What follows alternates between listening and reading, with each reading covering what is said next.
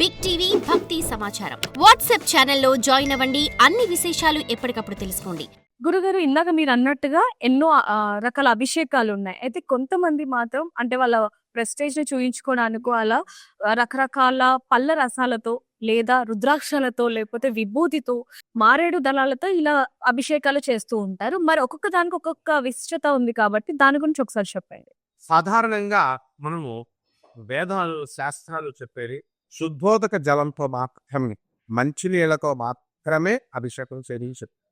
అందువల్లనే కంచి గురువు అయినటువంటి ధర్మాచార్యుల వారు, చంద్రశేఖర సంస్కృతుల వారు ఆయన ఏం చేసేవారంటే అసలు ట్యాప్ లో వచ్చే వాటర్తో కూడా చేసేవారు కాదు.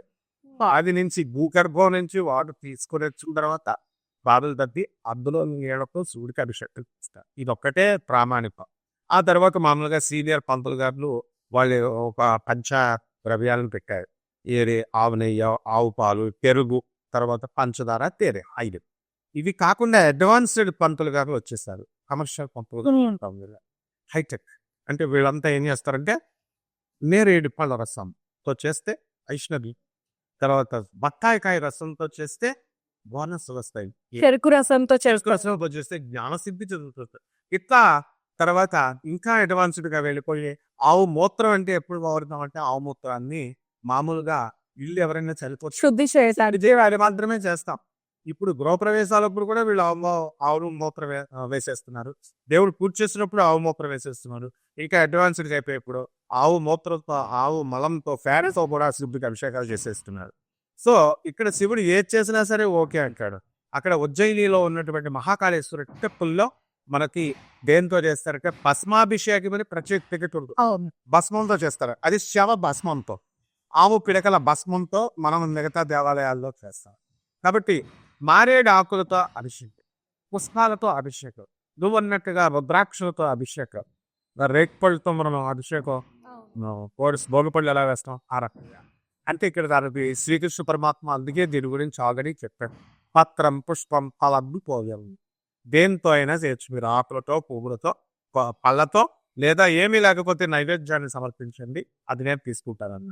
అయితే ఈ జనమంతా కూడా నువ్వు అన్నట్టుగా ఈ హైటెక్నాలజీ వచ్చేసి అన్నీ చేస్తున్నారు కానీ ఒకటి మాత్రం సమర్పించట్లేదు. ఇన్ని చేసినా అది వేస్ట్. ఇప్పుడు ప్రపంచంలో అందరూ చేసేటటువంటి శివరాత్రికి కొన్ని లక్షల మంది, కోట్ల మంది చేస్తారు కదా. ఆ పార్వతీదేవి ఒకసారి భయం పట్టుకుంటుంది. కైలాసంలో కూర్చొని పార్వతితో కంగారు పెడుతుంది.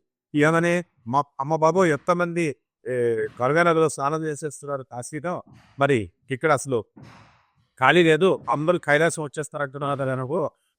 నేనే మాకే ప్లేస్ ఉండదేమో, అప్పుడు దిగిపోద్దేమో అని బయట పిచ్చిదారా, వీళ్ళు ఇంతమంది చూడు అభిషేకాలు చేసేస్తున్నారు నాకు అన్ని పళ్ళతో, కానీ ఇవ్వాల్సింది ఒకటి ఇవ్వట్లేదు. ఏమిటి ఇవ్వట్లేదు? మనసు ఇవ్వట్లేదు.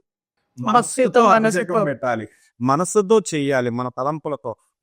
మనసేమో ఎక్కడ పెట్టుకుని ఫోన్ ఎక్కడో మాట్లాడుతూ మొత్తం అన్ని ద్రవ్యాలు కొట్లో మార్కెట్లో దొరికేవిగా కొనేసి చేసేస్తున్నాం. దీనివల్ల ఫలితం రాదు. దానికి ఎగ్జాంపుల్ చెప్పాడు. గంగా నదిలో స్నానం చేసేస్తున్నారు కదా, అందరూ సెలెక్ట్ అయిపోతారనుకుంటున్నావా చూడు అని చెప్పి వృద్ధ దంపతుల వేషంలో వచ్చారు కైలాసం. వచ్చి శివుడు పడిపోతాడు.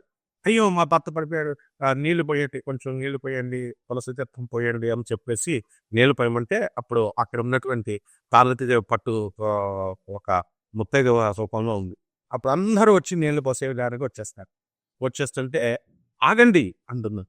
ఎందుకు అంటే ఎవరైతే పాపం లేదో, ఎవరైతే పవిత్రులో పాపం లేకుండా పవిత్రులు ఉన్నారు వాళ్ళు మాత్రమే పోయారంటే అక్కడ అందరూ కూడా ఈ బాబాయ్ అన్ని తప్పులు చేస్తాం, అన్ని పాపాలు చేస్తాం, అన్ని స్థలాలు కబ్జాలు చేస్తాం, ఏవేవో పాపాలు చేస్తాం, వద్దు బాబాయ్ అని అందరూ ఆగిపోతాం. అప్పుడు అక్కడ ఒక వేశ్య ఉంటుంది. ఆమె వేశ్య మాత్రం ధైర్యంగా ముందుకు వస్తుంది. నేను వస్తాను అని. నువ్వు వేశ్యవి, నువ్వు పాపాలు చేసావు, అందువల్ల నువ్వు వెళ్ళకూడదు అని చెప్పి అందరూ జనం అంతా తిరగబడితే ఆమె ఏమంటుంది, గంగా నదిలో స్నానం చేసినప్పుడు మా పాపాలన్నీ గంగా తీసేసుకుంది అని శాస్త్రం చెప్పుకుంది. పోయినాయి, ఇప్పుడు నేను పునీతురాలని అంటుంది.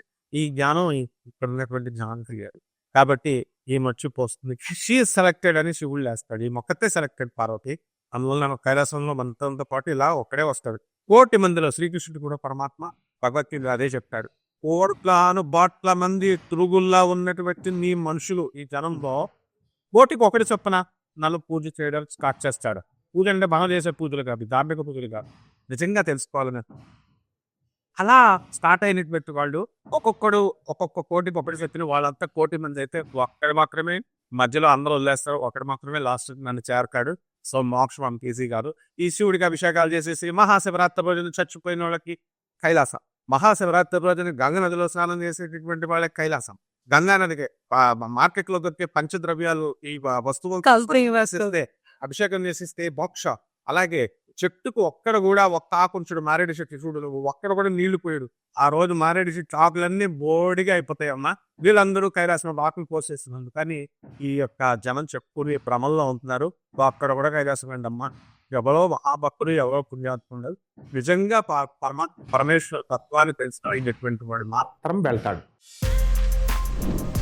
For more videos like this, subscribe Big TV channel.